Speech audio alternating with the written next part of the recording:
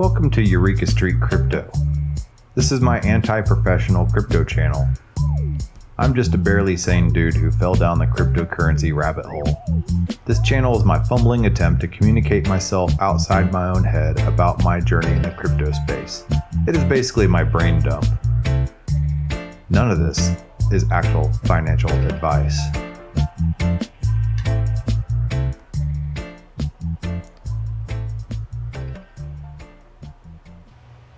Good morning, everybody. I'm Eureka John, and you're at Eureka Street Crypto Podcast. It is January 28th, 2023, and this is episode 497. So getting 3 away from 500 episodes. Don't know if I'm going to stop or keep going after this. I don't know. We'll find out. But yeah, I figured 500 episodes would be maybe a good place to just, call it a day. Or call it a couple years or whatever. Been doing this since October 24th, 2023. This is my brain dump, where I just dump out everything that I learn here in this experimental podcast. My message in a bottle, which I've used to reach out to other people in the crypto and web3 space. So I don't think that I'm the only freak around here that sits around and obsesses over this stuff. And this is my playground in my sandbox where I just experiment with all different types of protocols and apps and all types of stuff, which I'm about to do today. I know I've been going off on more philosophical rants in the past several episodes, but today I want to dig into some practical stuff and just some weird niche apps and stuff like that. I've got a couple of them in mind that I'd like to show you. Today's also my dad's birthday. He's turning 77, so I'm gonna go get some brisket and from a local barbecue spot down in San Marcos on the other side of town, and keep going down the highway a little further, almost to San Antonio, and then I'll go on to my parents' house and just bring him a bunch of brisket because, man, he loves that brisket. So yes, and that jalapeno cheese sausage you can get from there too. Man, there's just so many good barbecue spots in Central Texas. Spoiled, I live here. You kind of take it for granted sometimes, So man. All right. So anyway, let's go ahead and get this show started, shall we? All right. Saturday. I actually have the paintings, all these days that you see of the week in the beginnings or in each of these episodes. Those are actual oil paintings on canvas. Yes. So Saturday is actually an oil painting. So and it's an NFT as well. I have all these as NFTs on OpenSea. You could buy them there. I don't know why you'd want to, but hey, man, if you like it, by all means. All right. Okay, so let's get started here. All right, enough of the nonsense. All right, so let's go over here. Actually, we'll take a look at CoinGecko. Why not? Price, I guess, has been going up. I don't really focus on price anymore. I literally am in it for the tech, and yeah, so, man, it keeps on switching from night mode to day mode. Let me switch this back over to night mode. I don't know what kind of psychopath would watch CoinGecko or anything like this on day mode. A lot of times people are looking at CoinGecko from their beds or their toilets, It's like one of the people that obsess over this stuff and are in it for the speculation. It will, have CoinGecko app on their phone and we'll look at it like 30,000 times a day. I used to be like that, honestly, but not so much anymore. Yeah, so sorry this is taking a long time to switch to night mode, but in the meantime, I'm not going to waste any more time. I'm going to look at the prices. So Bitcoin, $22,973. Hey, we're back up over 20,000. I'm not complaining.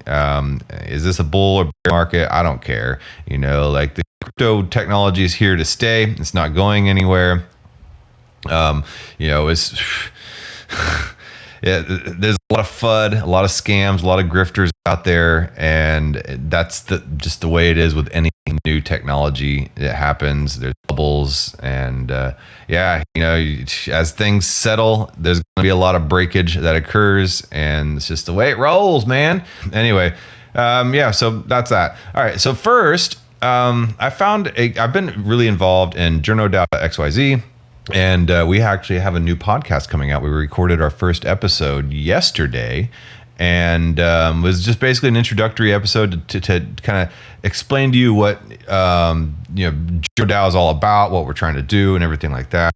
And a great group of people there. We kind of call ourselves the bad news bears of journalism, trying to decentralize journalism once again away from the ad-driven model and away from the algorithms that have corrupted and polarized and destroyed the fabric and unity that we. Well, I don't know if we ever necessarily really had a ton of unity, but we are the United States. Anyway, okay, so.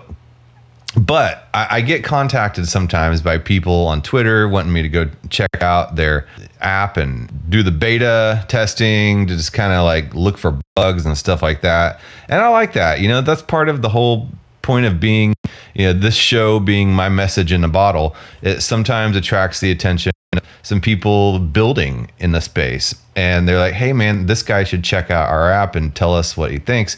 And it's not in any way me trying to promote or condone or whatever, any type of project.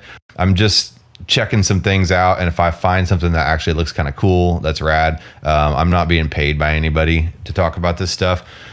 I'm looking at the website and stuff, and it all looks pretty cool. So I'll show you here. It's Whales, WHAL3s.xyz. So, and it's a webhook service and on-chain tracking made easy. So hold on, let's check out. Let's just define what a webhook is, because I didn't know what it was.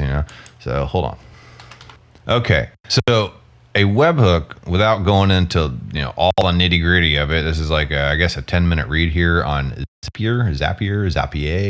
It's the blog. I don't know anything about this blog, but just Googled, or I don't Google. I use pre-search on the Brave browser, and I just put in webhook, and this is one of the top findings. So, all right. So it says, you might have seen webhooks mentioned in your apps settings, wondered if there's something you should use. The answer is, in a nutshell, probably yes. Webhooks are one way that apps can send automated messages or information to other apps. It's how PayPal tells your accounting app when your clients pay you, or how Twilio routes phone calls to your number, or how WooCommerce can notify you about orders in Slack.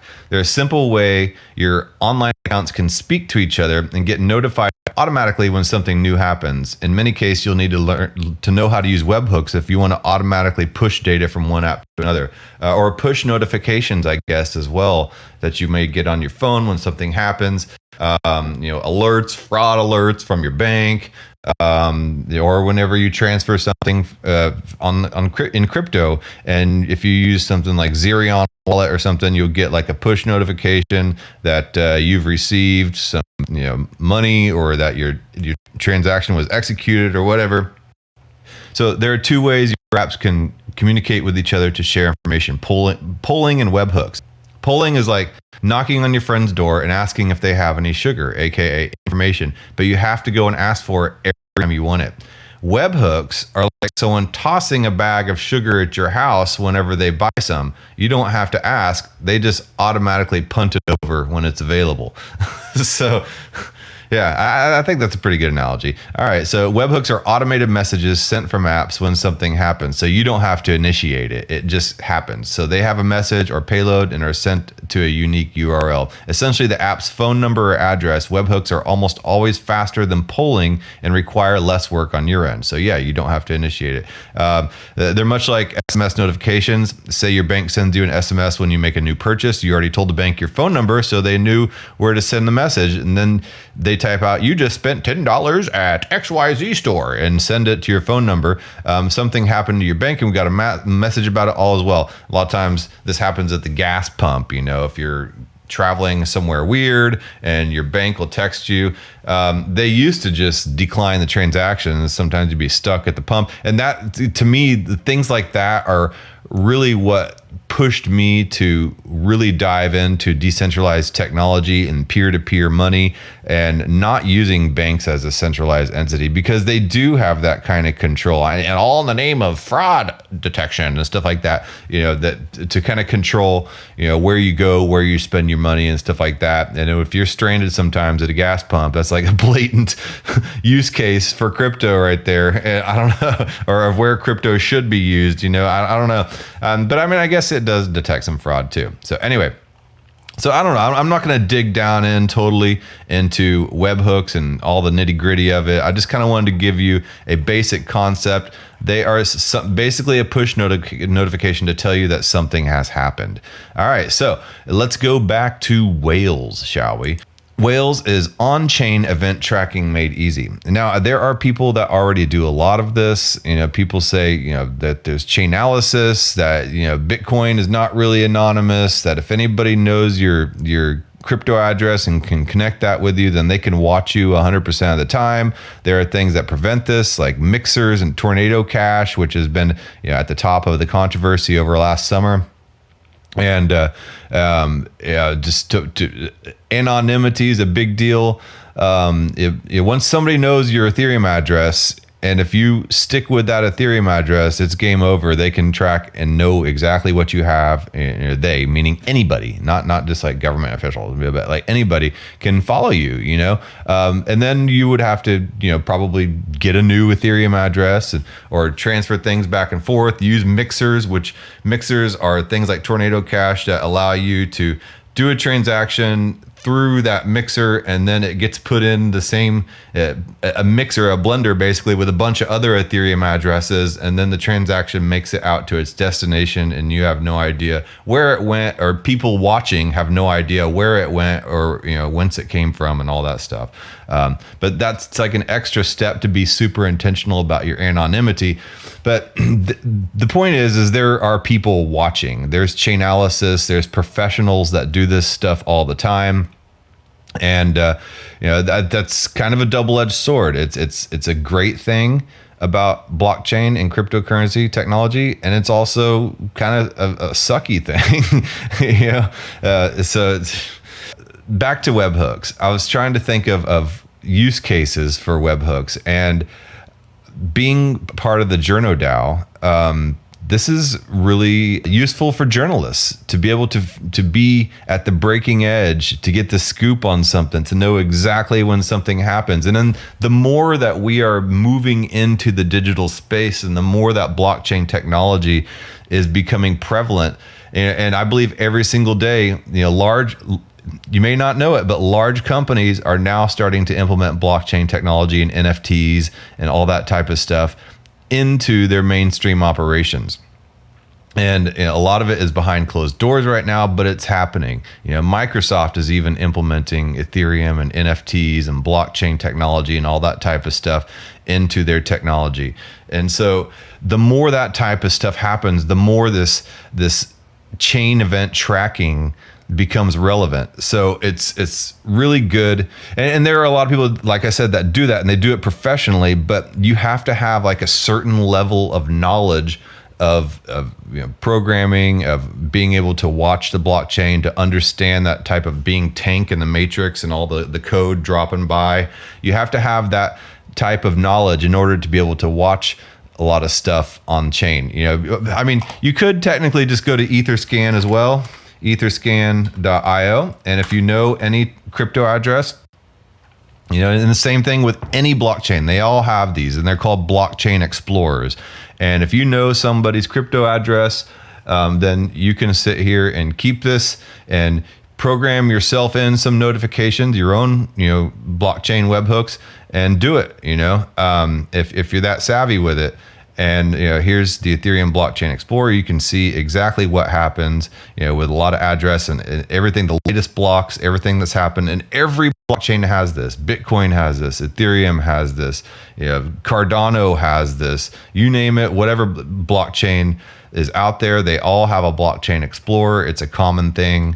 It's one common denominator. Okay, but you have to have a little bit higher level of knowledge sometime to really do chain analysis. What I see that Whales is doing here is they're making it like super easy, and which is cool because it allows the greater community to participate in this stuff, and not just some weirdo niche person,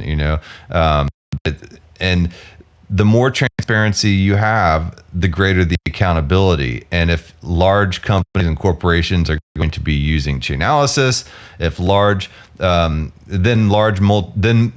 media organizations and local independent journalists can use these tools and don't have to have tons of technical knowledge in order to watch the latest events happening. So companies using blockchain, individuals using blockchain and stuff like that, and to even money launder, or if you have things like FTX, that the crash of that crypto exchange happening in real time, all a journalist has to do is create one of these webhooks, to watch all the addresses that are controlled by FTX and that can happen in real time. And there were people watching those addresses, but any journalist without any type of technical knowledge could really do this. And then if they saw some money being transferred from one address to another address, that money is in suspect of something, or if a hacker hacks some kind of exchange and we know where that money is sitting and we're just waiting for that money to be transferred somewhere and to see where it goes and stuff like that, well, that person they can go to the toilet safely, they can go take a dump, or they can go, on a date with their wife or husband or something, and not have to be glued to their computer screen, because they will get a notification, but maybe it's a tweet, or maybe it's a Slack message, maybe it's an email, text message, Discord message, or whatever, Telegram. They will get the notification exactly the time when that happens, and they do not have to be glued to their computer screen. And so that's really cool from a journalistic point of view. Anyway, so you have a smart contract, and the token transfer, token mint, token approval, token burning. It may tell you like the exact time to buy something, and then you can watch addresses, deposits, transfers, approvals, swaps, and then there's this webhook connection, and then there's the notification. So yeah, there's a little demo that they put up here. This demo is pretty good. I'll play it real quick here for you. My name is AI Jeffrey. The Whales team is super busy shipping new features for you, so I'll be your assistant today. Let's talk some more about on-chain event tracking. In order to listen to certain events on the blockchain, or more specifically phrased, events of smart contracts, and set up webhooks to get notified when they happen, you need to go to app.whales.xyz and create an account. The first thing you need to do is create a new webhook. In order to easily manage all your webhooks at a later stage, you need to give each one a name. I'll call this one, where the hell is Doke1. Next, choose the blockchain your smart contract is deployed on. Currently, we only support Ethereum and Polygon, including testnets. Excuse my pronunciation, I'm still new to the Web3 space. But hey, whack me. Right. The most important part in this process is to paste the contract address in the field below. This should be the address of the smart contract that emits the event you want to listen to. When you have pasted the address, we fetch the ABI file for you in the background, which is needed to list all of the different events within this smart contract you are able to listen to. But caution. This can only happen if the smart contract is verified on Etherscan or Polyscan. Below that, you now have to choose the specific event you want to set up the webhook for and be notified. Great, you're almost done.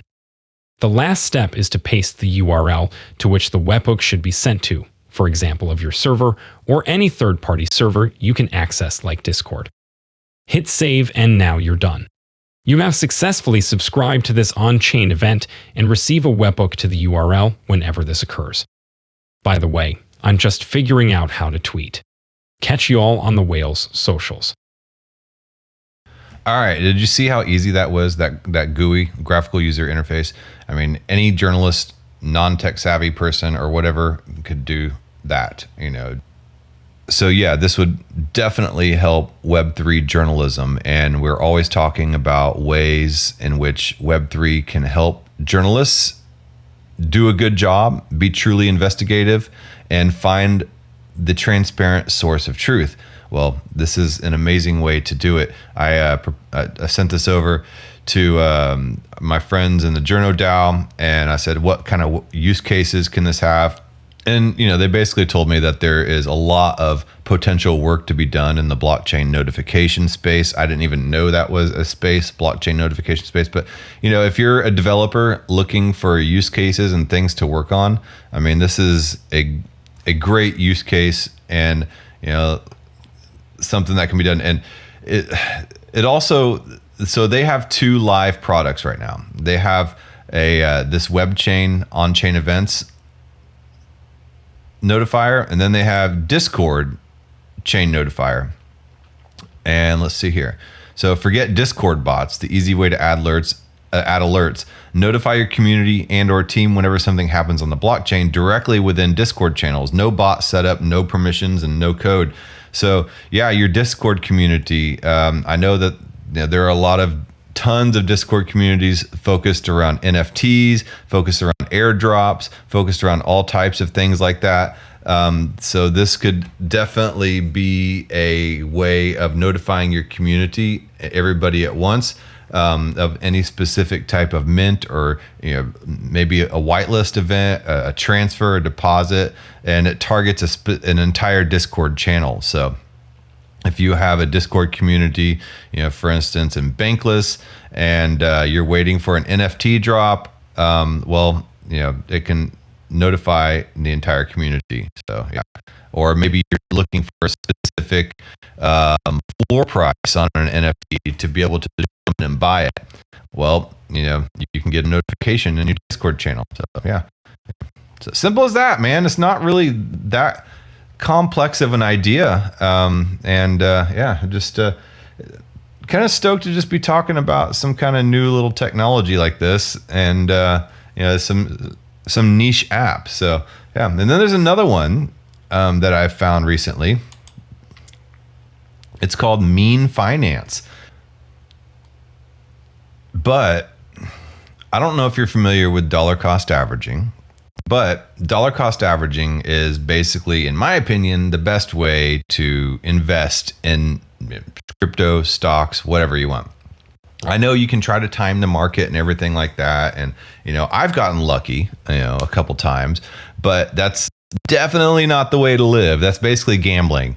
And, I've gotten unlucky more than I've gotten lucky. There are some people that can time the market, but those people spend, over 40 hours a week, full-time job doing that stuff. It's like, how many people have played baseball, right? How many pro baseball players are there out there in a ratio versus people that have played baseball, right? Okay, so you're probably not going to be able to time the market. All right, so dollar cost averaging is an approach to purchasing an investment in which the buyer spreads out their purchases so that the total price paid is less affected by market timing. So you put in $10 a week, $100 a week, $10 a day, $10 a month, $100 a month, whatever, every month like clockwork, and you buy at the average. And if that particular asset is going up, then you will get the slow mean average. So yeah, and so it says investing can be challenging. Even experienced investors who try to time the market to buy at most opportune moments can come up short. Dollar cost averaging is a strategy that can make it easier to deal with uncertain markets by making purchases automatic. It also supports an investor's effort to invest regularly. Dollar cost averaging involves investing the same amount of money in a target security or crypto or whatever at regular intervals over a certain period of time, regardless of price. By using dollar cost averaging, investors may lower their average cost per share and reduce the impact of volatility on their portfolio. In effect, this strategy eliminates the effort required to attempt to time the market to buy at the best prices. Dollar cost averaging is also known as the constant dollar plan. So yeah, I think it's the smartest way to invest, but that's just like my opinion, man. All right, so let's go back over to mean finance then. So what does mean finance? So a lot of times in dollar cost averaging, you have to be proactive. You have to go to your exchange.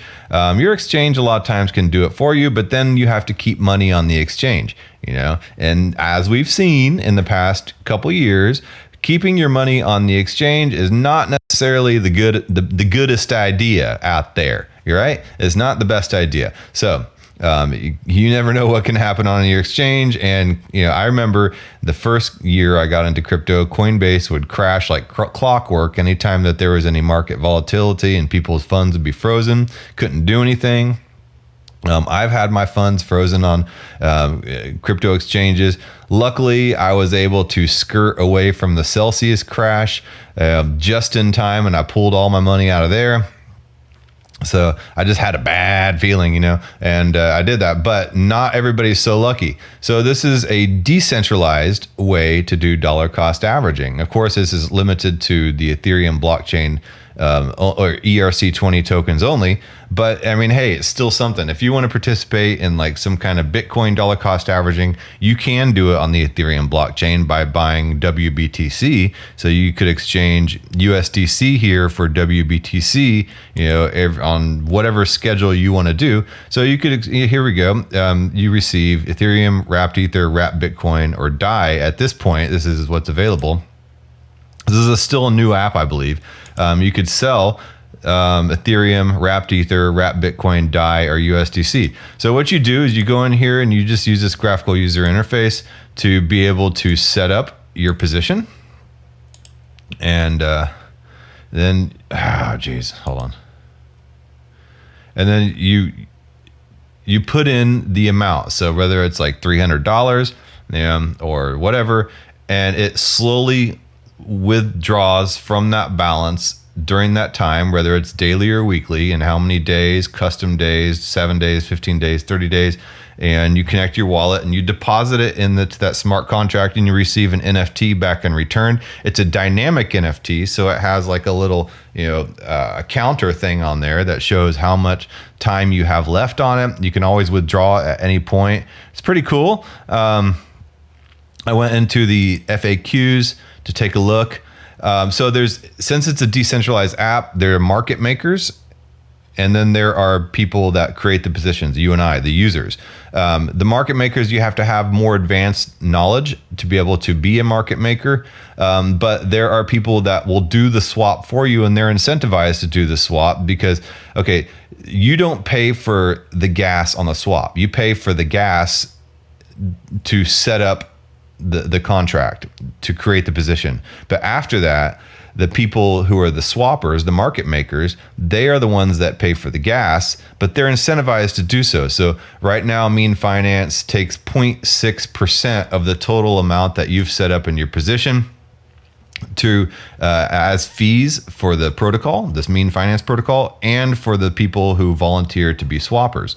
So, and because the swappers are taking care of gas as well. So every day, what happens is a swapper would go in there and they would look at all the positions that are available to be swapped for that day.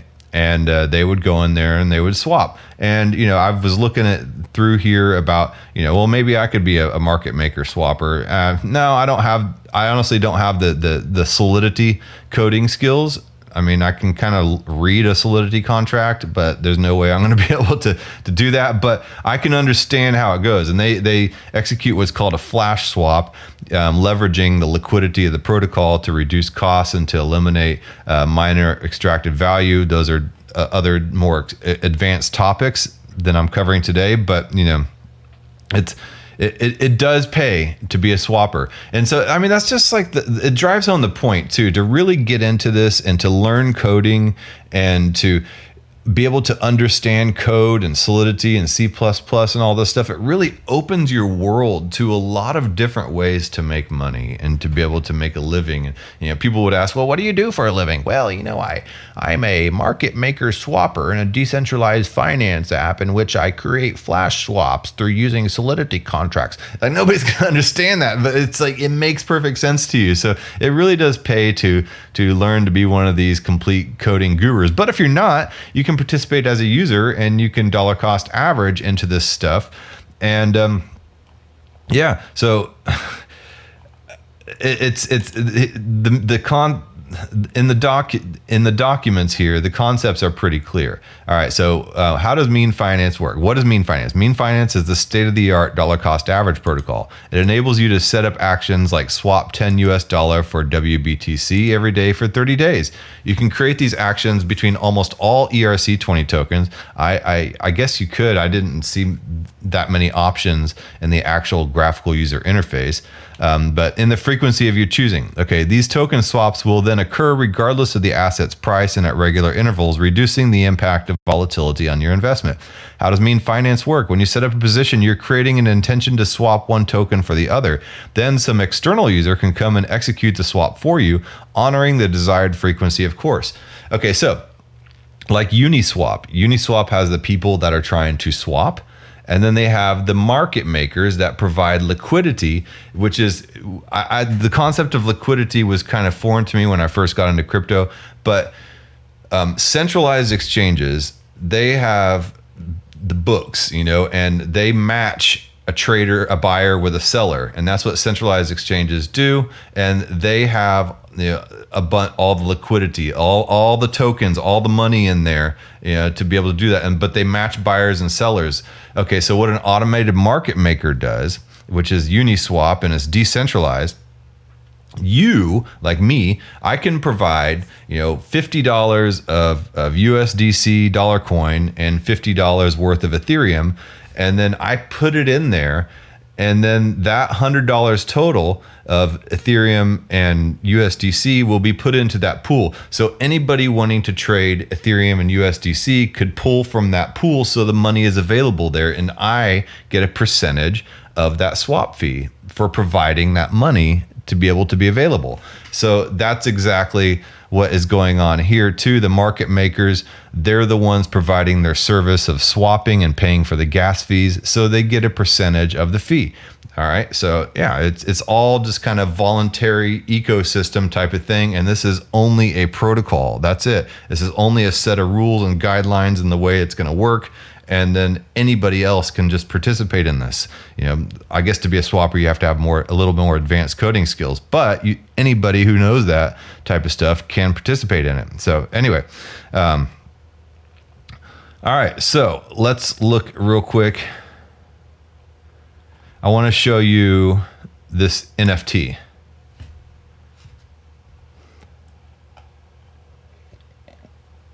When you create a position, when you put in, say, $300 of USDC to slowly be dollar cost averaged at $5, $10 a week, you will receive an NFT in exchange for that $300 that you put into that smart contract. All right, so this NFT is an ERC 721. So this means that this NFT as well can be bought and sold. So you could sell this position to somebody else if you get, I don't know, for whatever reason, I don't know. But, yeah, maybe I'll give you this position I have for your car. I don't know. Yeah, whatever.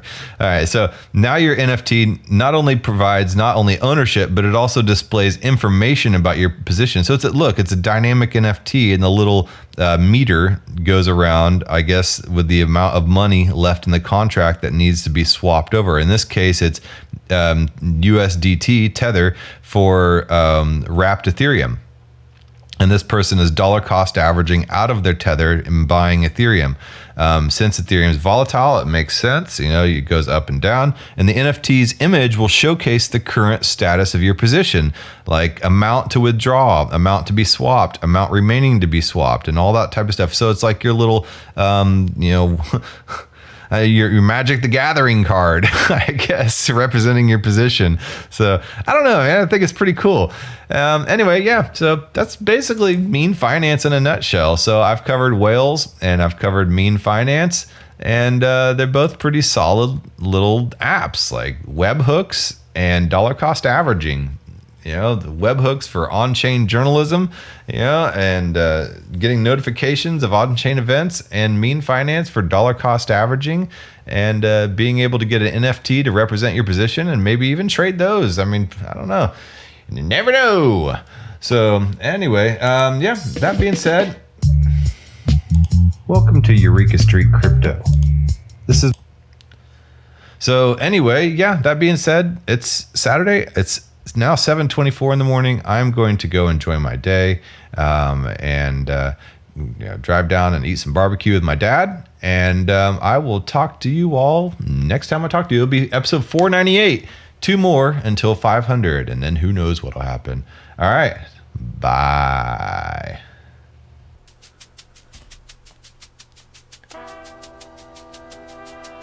Thank you for making it to the end of this program. If you actually like this content, give a thumbs up.